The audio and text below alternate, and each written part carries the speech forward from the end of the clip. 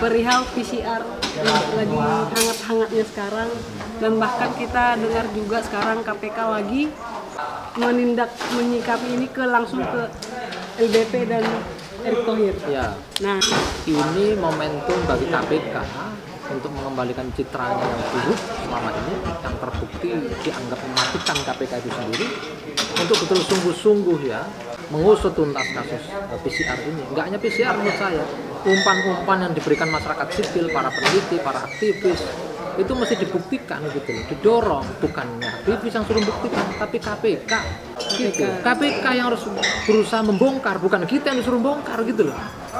ini kan lagi sedang nih, udah turun tangan nih KPK. Kalau misalnya melempem nih Mas,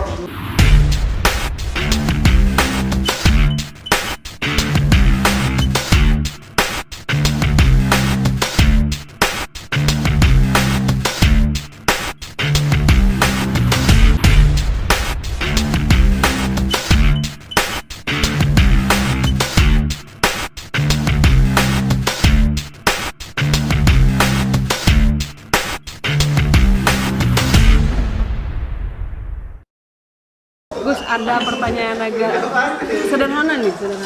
Perihal PCR yang lagi hangat-hangatnya sekarang, dan bahkan kita dengar juga sekarang KPK lagi menyikapi ini langsung ke LBP dan Erick Thohir. Ya. Nah, ini pandangan dari Gus Roy nih perihal yang sangat sensitif ini. Apa memang ada unsur kesengajaan untuk membisniskan ini terhadap rakyatnya, atau seperti apa nih pandangan? Menurut saya unsurnya kesengajaan. Karena mereka pemilik modal dan latar belakangnya adalah pengusaha, bukan seperti saya, pengajar, peneliti, yang pasti cara berpikirnya nggak nyari untung. Ini pasti nyari untung. Si Erick Thohir itu juragan di sektor ekstraktif, yaitu batu bara. Dia menjadi salah satu tim pemenangan Presiden Jokowi dalam pemilu 2019. Sama juga dengan LBP, punya usaha, dia punya perusahaan. Toba Bara itu posisinya di mana?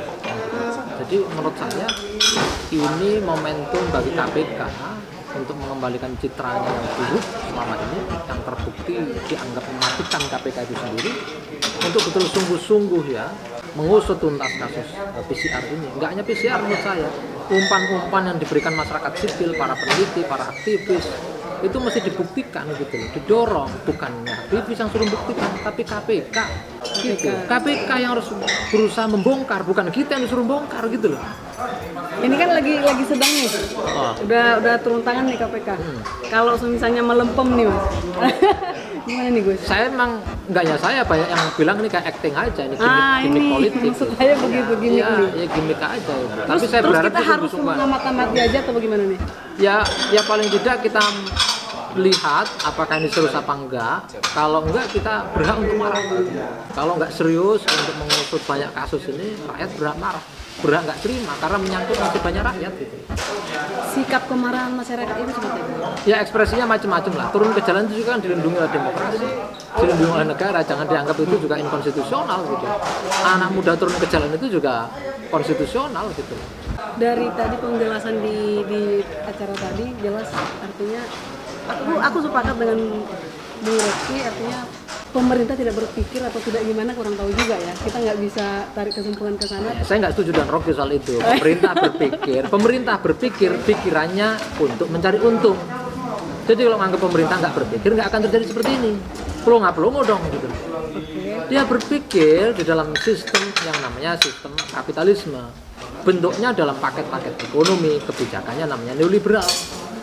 Makanya yang muncul adalah undang-undang cipta kerja dalam bentuk omnibus law. 70-an lebih pasal diperkecil, ribuan ayat juga diperkecil untuk mengakselerasi investasi. Coba nomenklaturnya ya. Kalau sebelumnya undang-undang ketenaga kerjaan itu bunyinya pekerja itu dapat upah minimum, sekarang maksimum. Jadi memang mungkin ngasih kerja ya. Ada gini Pak, logikanya begini. Pengusaha datang buka usaha, gusur tanah rakyat, bikin pabrik, ya kan? Mau buka investasi biar anak itu bisa bekerja.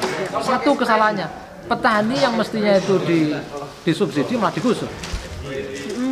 Akhirnya petani kecil, petani menengah ini yang harusnya disubsidi, justru dia ditransformasi menjadi kelas pekerja. Apakah bisa petani-petani ditransformasi menjadi kelas pekerja? Secara formil nggak semuanya akan diterima di dalam kerja-kerja formal di perusahaan. Ijazahnya nggak cukup. Paling banter juga jadi security, tukang-tukang bersih kloset, gitu loh. Anak muda di situ, iya, tapi dia menjadi labor, menjadi buruh. Kalaupun buruh dalam sistem tenaga kerja fleksibel, dia nggak punya kepastian kerja, kapan-kapan bisa di PHK. Itu tujuan mereka kan? Iya, tujuan mereka, gitu loh. Cuman ngomong ke rakyat, inilah yang Pancasila, pembangunan macam inilah yang NKRI, harga mati, harga nego, bahkan harga obral. Itu sejak tahun 67, Kak, sejak tahun 67 dibukanya undang-undang penanaman modal asing. Sampai sekarang ini buku bagus yang sedang saya baca. Kudeta Putih ini, Bung Samsul Hadi dan kawan-kawan. Saya sedang pakai beberapa data dia ya untuk satu tulisan saya kritik kebijakan hari ini. Yang tujuannya untuk akumulasi segelintir orang. Jadi benar kata Rocky tadi itu, orang kayanya makin kaya. Ya itu aja yang kaya gitu. Baik yang aku nasionalis, yang aku patriot, yang aku islamis sama aja. Jadi Bohir Nasional ini menjadi panitia penyelenggara bagi perampasan sumber daya ekonomi dan sumber daya mineral di Indonesia oleh kepentingan yang lebih besar, kepentingan global. Ini namanya komprador. Si penglihatannya Gus Roy ini, PCR tadi nih. Saya kembali ke PCR. Oke. Karena lagi hangat nih. Ya. Presiden kita terlibat atau tidak di sini? Mestinya presiden tahu dan membiarkan. Apakah itu disebut terlibat apa enggak, tergantung Anda mau mendefinisikan itu gitu. Tapi yang jelas kita nggak mungkin mengimajinasikan bahwa presiden nggak pernah tahu menahu soal semua dinamika di bawahannya gitu. Tapi presiden berulang kali selalu mengatakan, ya nggak tahu jangan tanya saya, dia nggak tahu jangan tanya saya. Lalu terus tanya siapa dong gitu? Masa tanya Pak Lurah gitu? Itu loh. Jadi kita disuruh gini. Makanya seringkali terus kemudian yang tampil itu mestinya kita butuh argumen dari rezim, dari pemerintah. Dia bisa menjelaskan secara urut posisi kami begini, silakan usut kalau ada masalah. Selalu mengelak dan itu dilepaskan ke tangan para buzzer RP. Yang bisa memanipulasi yang baik menjadi nggak baik, yang nggak baik jadi baik. Yaitu fungsinya sama dengan Joseph Goebbels tadi itu, kebohongan yang terus diulang-ulang seolah menjadi kebenaran. Ya. Terakhir nih, closing statement. Apa yang mau disampaikan sama Presiden terkait PCR ini? Suara rakyat sudah lagi tidak berdaya untuk hal-hal yang kebijakan publik ini gitu loh.